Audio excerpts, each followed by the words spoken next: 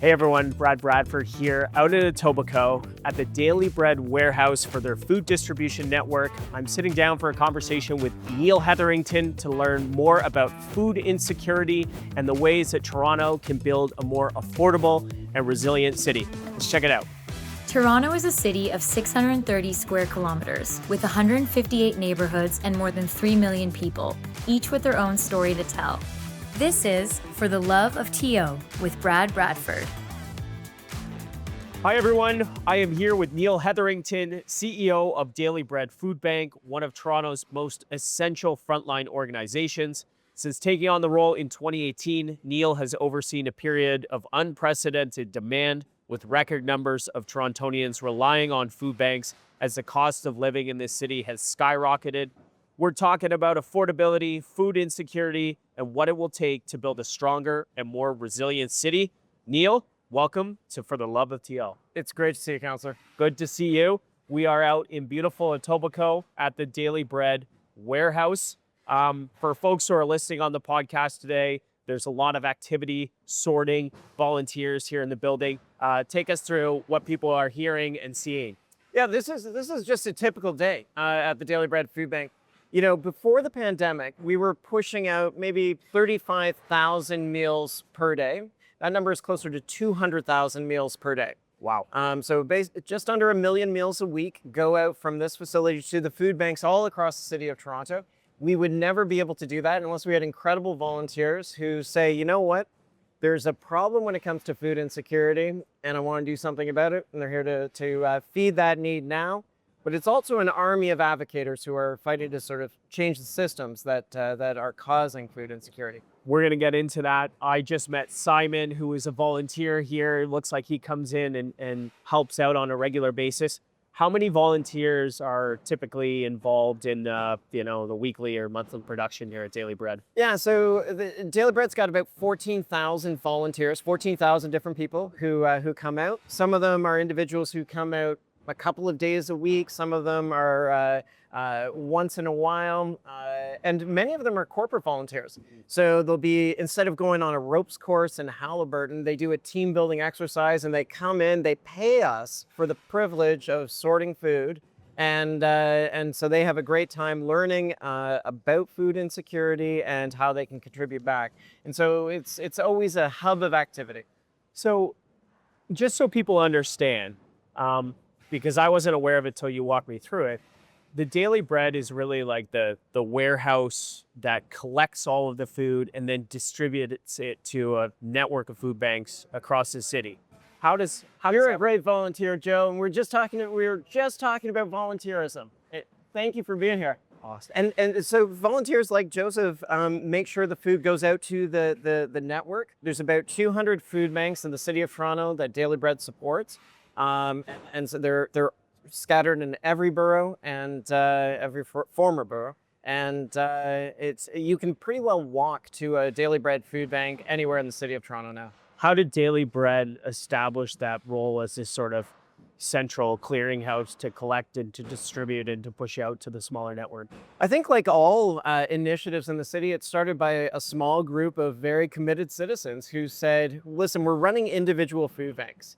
It would be far better for us to come together as one group, have one spokes organization that can advocate and also collect donations of food and funds and then send it out. And it's a much more efficient model. And so it's resulted in, that was established by Sister Marie Tremblay about 40 years ago. Incredible. Before we dive into some of the heavier topics like Daily Bread's latest Who's Hungry report, I want to kind of go back to the beginning of your journey because your career spans from the private sector, you're in housing development and working with really some of the most impactful not-for-profits on the continent. But you grew up here in Toronto. I did. Grew up at Mount Pleasant and Lawrence. I went to Bedford Park Public School, Torontonian through and through, and I have a deep love for this city. Okay, so when you started, it was in the housing space. What drew you to that sort of sector? You were with Tridel right at the beginning, so generally, private sector, market-driven housing provider. That's where you first started, and then you moved over to Habitat for Humanity and Dixon Hall to build affordable housing. What took you in that direction? Well, I think there's a couple of reasons. So my grandfather was the international leader of the Salvation Army. So he ran the Salvation Army worldwide. He had an extraordinary career of service, giving to the world, really. His name was General Brown. And so there's some values, I think, that my parents instilled in me. Housing just seemed to be where it starts and is so desperately needed in our city. And it takes both the private sector to make that happen. It takes the public sector to make that happen. So I had the opportunity to work with Tridel, great builder, and work my way from being on site, the very lowliest position on site, the site clerk, to a project manager, building some of the high rises that are still around, still there. They're still standing. And then decided to have this change in career, where I wanted to put those skills that I had when it comes to home building towards a different cause, and that was Habitat for Humanity. I love Habitat for Humanity. I love what they stand for. I love what they do, and so I had the awesome privilege of being their CEO when I was 25, and I was there for about 16 years, both in Toronto and New York City. It's a good reminder we should get someone from Habitat for Humanity on the podcast, because I'm such a big fan of their work, and it's predicated on the idea of home ownership and how important home ownership is, and building equity and putting in some sweat equity and swinging the hammer, of course, to actually complete the project as well. Are there any stories that stuck with you from that time when you were working at Habitat for Humanity, turning the keys over to a family, something like that? There's so many stories. I have so many. I'll tell you, the very first time that I told a family that they were going to get a Habitat for Humanity home, that they were going to purchase a Habitat for Humanity home, it was at DuPont and Christie, across from the Loblaws. And it's a family of 5 living in a tiny, illegal basement apartment. 1 room. They had a child in a wheelchair who every night they carried downstairs to this tiny, windowless apartment. And I will never forget walking down the stairs, and I was with Jojo Chinto from City TV, so a flashback to City Pulse News, and I had a letter with me, and it's a letter that says, we're going to work together, we are going to build a home, and that home is going to start construction in 8 months' time. You got some sweat equity to do, and we built that home on Luttrell Avenue at Victoria Park in Danforth. And about 1,700 volunteers came, and in 9 days we built 6 homes, and the Kahn family moved from a situation of despair into one of hope. And I got to stand on the doorway and the porch as they crossed the threshold from a situation of really hopelessness into one where they had a bright future ahead. That's incredible. Your time there also had you cross the border, head south, and spend some time working at Habitat for Humanity in New York City. So you bring an interesting perspective, having built housing here in Toronto and done it down in New York as well. What were the differences like then between building housing here and trying to do it in New York? Well, New York it's interesting because there are areas where they are just ripe for development. There's a lot of development opportunities there. And you also have a very complex system where the city, the state, and the feds are contributing significant amounts of money to be able to develop affordable housing. And so Habitat for Humanity would partner. It was complex. It was not straightforward. But in the end, you can do high-rise developments and something that we have really struggled with as community groups over the last number of years.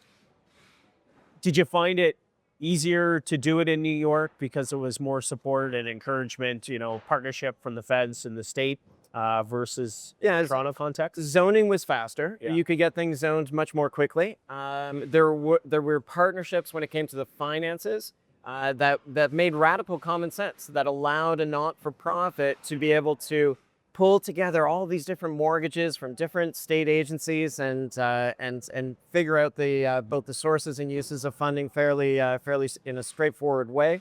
But the end value was the exact same. A home is a home, whether it's in New York City or in Toronto. People need to be able to live in a place that's close to their place of employment, that allows them to thrive in community.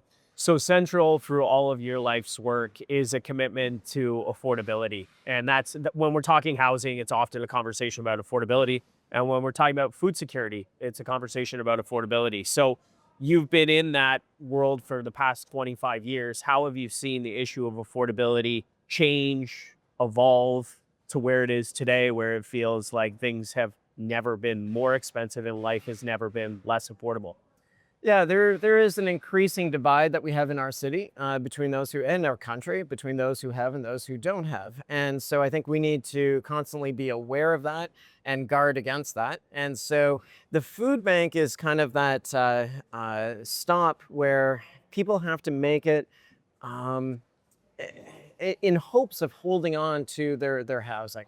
They have gone through friends, they've gone through family. Maybe they've got some debt now, and they just find themselves kind of at that moment where they have to come into a food bank, and that can be very difficult for a lot of people. But now more than 10% of the city gets their food from the Daily Bread Food Bank, more than 10% of Toronto. And it never was that way. You know, when I was growing up, food bank usage always seemed to be on the fringe. It was something the others had to deal with, but it has never been more prevalent. And it's maddening because we know the policy solutions to fix this. So this is a timely conversation because you guys just put out your annual report. It's called Who's Hungry 2025, and the findings are pretty astonishing. It sort of speaks to the escalating demand and how, I don't want to say mainstream, but common it is for people to be using a food bank. It's might be families at the hockey arena. Yeah. It's people, it's your coworkers. It might be the intern, it's students. What stands out the most to you in this year's report? Well, it's not the numbers. So 4.1 million visits, I knew that was coming. So that didn't stand out for me. What was That kind of blows my mind. it should blow everybody's mind who's watching and listening to this. 4.1 million visits every single month. You could fill up the Rogers Center more than 8 times with the number of people that we feed. And so that is mad that that happens. What was the sort of surprise about this year's report is the growing demographic of who's coming to the food bank. So if you were on disability, you're already coming to the food bank, Right. because we treat people on disability so abysmally. We say they can get by on $1,400 a month, and It's legislated poverty. it is absolute legislated deep poverty. The poverty line is $2,400. They get $1,400 a month. So that's fundamentally wrong. They were with us before the pandemic. They will continue to be with us. And so I'm ever hopeful about the Canada Disability Benefit increasing to be able to fill that gap. But the surprise part was the group that's growing the most. And they're between 18 and 44. 60% have a university education, 50% have full-time employment. And so that social contract that we all think about, that you go to school, you get a job, you work hard, you'll be fine, that's broken. And so we need to redouble our efforts when it comes to the development of affordable housing, and making sure that Toronto becomes that place where everybody can thrive. I remember hearing maybe last year an interview. I think it was a producer or somebody who worked for the CBC, that Yep. was coming in and using the food bank. And you hear those types of stories, and it's a reminder for folks about how close use of a food bank could be for so many of us. And again, you reference folks on disability that have been using the food bank for a long time, and there's a core constituency there. But again, it is the people that are in the workforce, that are fully employed, Yep. That have a good job by a lot of historical standards, that are slipping between the cracks. Is that a product of escalating costs and affordability issues across the board right now? That then just means when you go to the grocery store, there's less money to buy food and put it on the table? Is it a product of inflation and the cost of actually having the food and the meals to be able to provide keeps going up? Why is that demographic expanding of people who make more money but are still required to line up here to get some food? Well, I think it's a yes and. I mean, because there's multiple, it's complex. So let's take that example. So somebody earning, in that case, she was earning $50,000 a year with 2 kids. She's paying $2,200 a month in rent. So you take away your 50,000, take away your taxes. Now you're down to $36,000, and you add in your rent, and now it works out to about $500 a month for food, clothing, transportation for that little family of 3.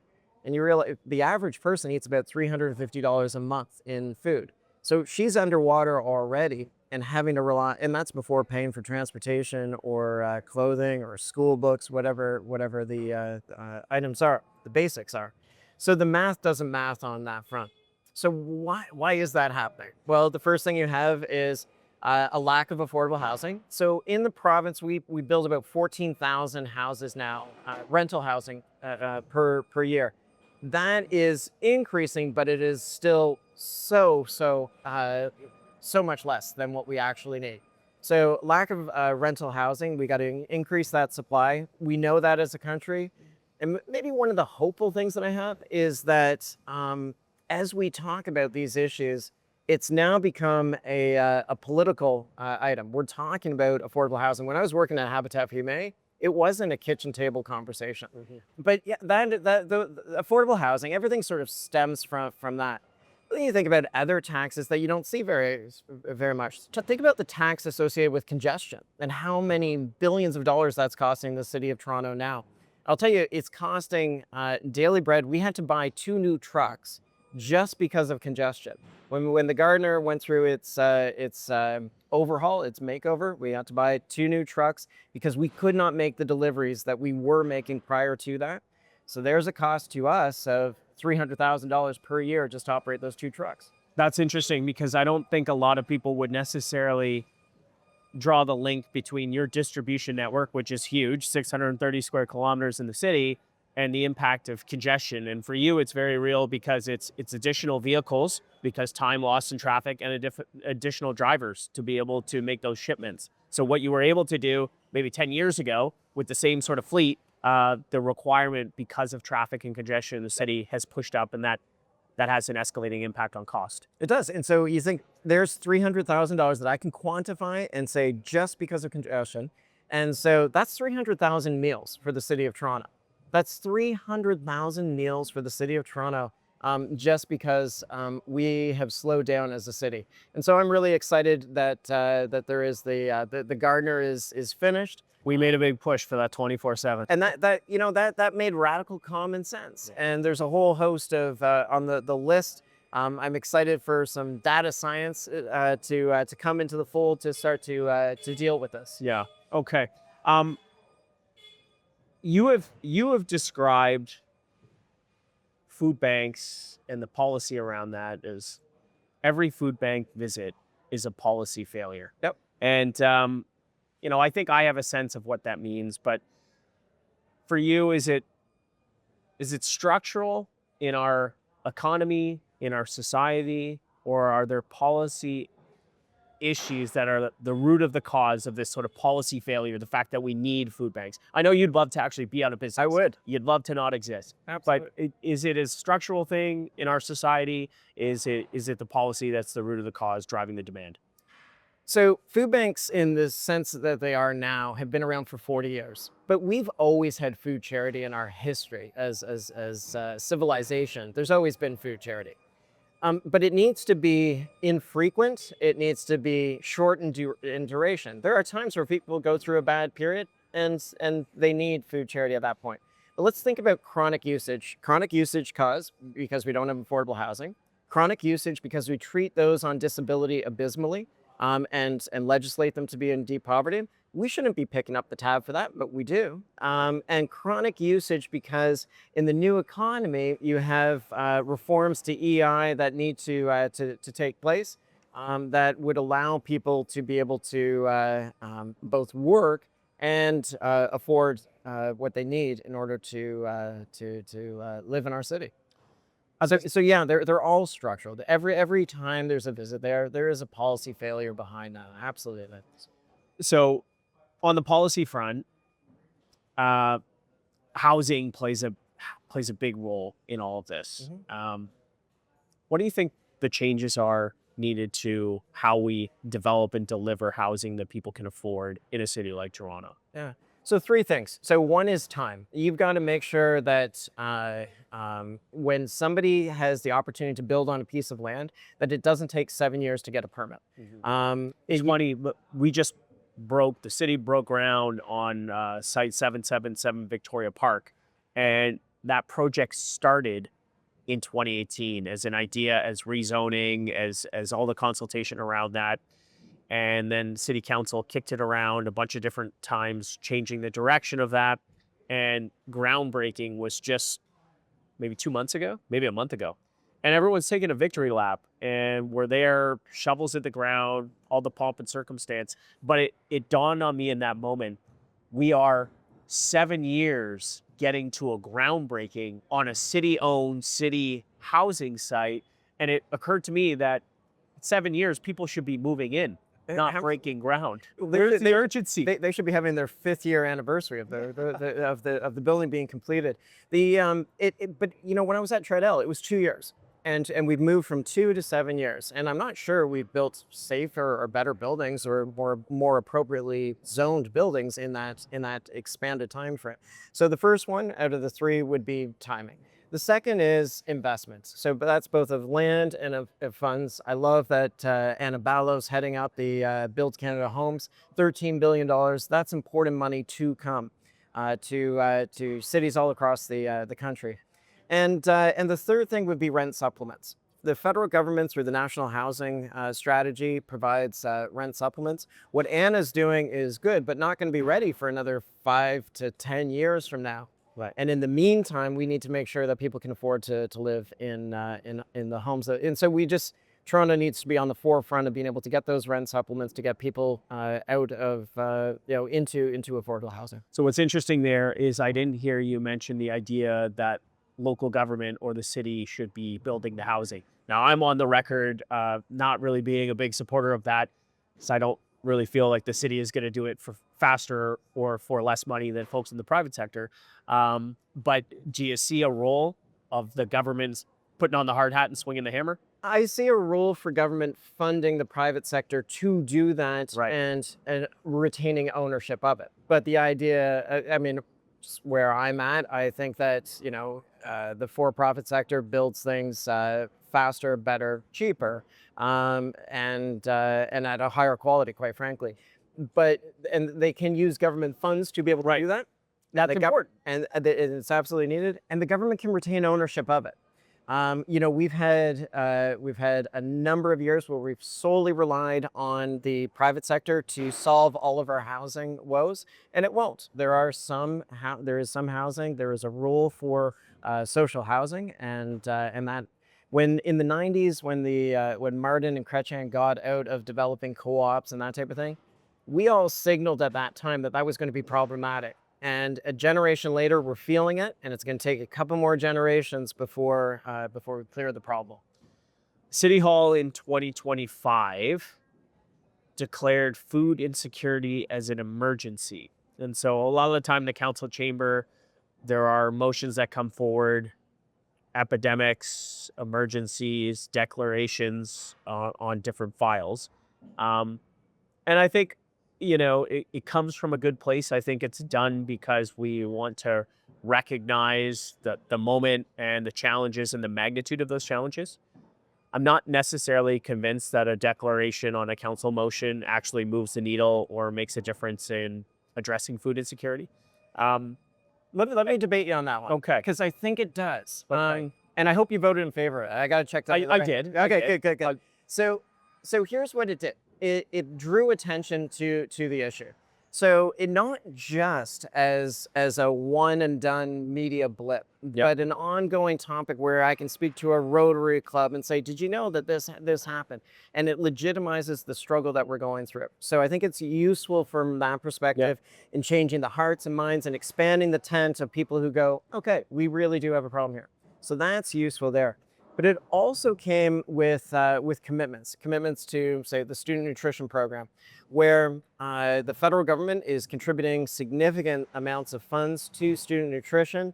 And at the local level, if we can make sure that kids are fed in school, there is going to be a decrease of the cost for those families, and that I think will reduce food bank lineups. Okay. So So with for both you, it's not decorative just informative. It came with substance. It came with substance. And then let me ask you on that. Student nutrition programs, Yeah. that's been a big sort of marquee thing of this current administration. Where is the role of city government in, funding and distributing food in our public school system versus maybe the province that has a more hands-on role when it comes to the education file? Not debating that you want kids to have access to food, but which level of government is best positioned to do that? Well, we're the only G7 in the G7 to not have a student nutrition program, and so I'm glad to At a state level or at a national level. Okay. And But now so, the feds are so the feds have said, listen, we've got a problem here. Yeah. We're going to contribute some money, and they're contributing more than the province is contributing in Ontario. They're contributing about $23 million dollars more than the province, and so I do think that it's a provincial jurisdiction to be administered by the local school boards or cities where appropriate. I think there's a role for community to play in the distribution of the food. There's an opportunity, whether it's for parent groups, to be and volunteers to get involved. parent councils. Those types of things. You want to make sure that it is equally distributed across the province, that it is locally sourced. There's a whole host of things that you can do. And I think those standards are best set by the province. They have the mandate on social welfare. And so we want to make sure that they honor that commitment. And I am glad that the feds have jumped in and parachuted money. I'm glad that it became legislation just a few weeks ago. And the feds have done that on other matters. So you think about the Canada Disability Benefit. That is clearly a provincial mandate, but the feds have said, every province, you are failing in this so substantively. We're going to contribute some money. It's not enough. We're going to contribute some money. Mm-hmm. Yeah. No, I think nobody disputes the need. It's how do we design programs that effectively can address that with the appropriate level of resourcing to make them work well. And if the feds are able to come in because they have the means of raising the revenue and distributing and working with the provinces to do that, the province probably needs to step up on that file as well. So it's good that it's happening. I'm sure the Premier's watching this right now. Yeah. So, well, he spends a lot of time, and I see him here on Thanksgiving and helping out, and he's very involved. And of course, we're in Etobicoke. Let me ask you one last question on the political front. I don't think it was the last time I was here, but I was here for a mayoral debate in 2023 in the by-election. And it was actually in this room right behind us. It was one I'll never forget because the stage sort of kind of came down halfway through. It was a really important discussion, but it said to me that, you're not going to be bystanders as Daily Bread when it comes to politics. You chose to host the first mayoral debate. You chose to have a very public civic conversation about food insecurity here in Toronto. Why do you guys, as an organization, decide to engage federally, provincially, and locally on the political stuff? And it's never about taking sides, but and we don't. You decide to go out there and host those conversations because we have a responsibility and a duty to do it. We changed our logo recently. Hopefully the B-roll can show a logo at some point. We'll get it in here. Oh. And if you look at the logo, the new logo says it's four forks coming together. It's community coming together and feeding. But look at it the other way. It's actually four pencils marking a ballot on an election box. There are two meanings to our logo. One is that by design? Yeah. One is feed the need now, and the other is let's change the systems that require us to be here. And so I'm excited to welcome you to, we're going to host the first debate in 2026. Again, we will be out there because we have the data, we have the stories, we have the families, and we have the opportunity to be able to share what is going on the ground all across the state of Toronto. And then it's up to you and politicians at the provincial and federal level to say, okay, we've heard the data. We know the policy alternatives, and now do we have the courage and the leadership and the fortitude to make those systemic changes? And my hope is, yeah, you absolutely do. One last question for you. What can everyday Torontonians, folks here in the neighborhoods do beyond donating food to support meaningful change at Daily Bread? Yeah, so donating food and funds to the Daily Bread Food Bank is it's needed. We used to spend $1.5 million on food per year. You know what it is now? It's $22 million a year. We have to fundraise $40 million a year just to maintain service across the city of Toronto because we've grown so much. So we're hopeful that people will donate food and funds to the Daily Bread. But not everybody can do that.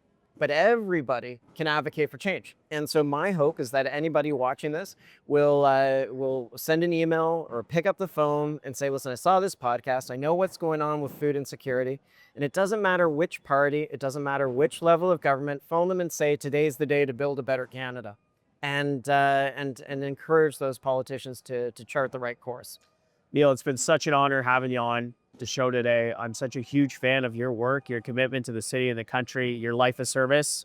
We are all so much better off for the work that you and your team at Daily Bread do. So thank you for that. We're going to wrap it there. If you are interested in learning more about the Daily Bread Food Bank and how you can support their work, you can find them on X and at Instagram at DailyBreadTO, and of course, online on their website. Thanks so much, Neil. You're such a beauty. Thanks, This was great. We'll see you next time. Take care. This is For the Love of TO.